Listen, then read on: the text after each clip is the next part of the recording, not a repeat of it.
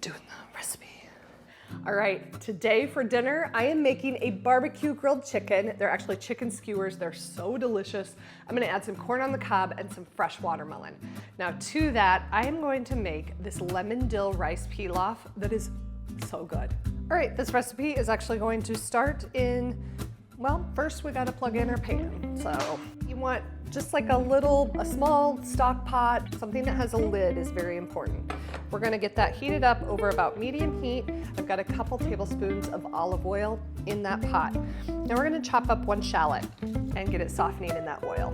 We're gonna add a couple cloves of garlic. I'm gonna get those chopped up. Anytime you have onions sauteing and you're gonna add garlic, I always like to wait to add the garlic a little bit later, because that raw garlic flavor is going to be a little bit stronger than if you're cooking it for a long time. And garlic will tend to burn faster than like an onion would. Now we are going to get some chicken broth or chicken stock added. You want 2.5 cups, and while that comes to a boil, we're gonna prep our rice.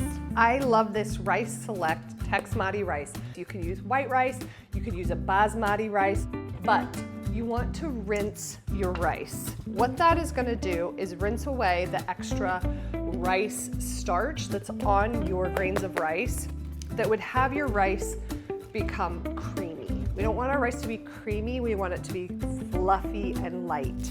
My chicken broth is boiling, and we're gonna get this rice added in there. We're gonna pop this lid back on. I'm gonna turn it to low, and we're gonna let it cook for 18 minutes. At the end of 18 minutes, I'm gonna remove it from the heat and let it sit for another 5 minutes. I'm gonna chop up a 1/4 cup of fresh dill. We love fresh dill, so I'm probably gonna add more than a 1/4 cup.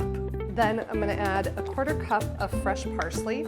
I just happen to have some chives that I needed for another recipe, so I am just gonna add a couple chives to add another layer of flavor.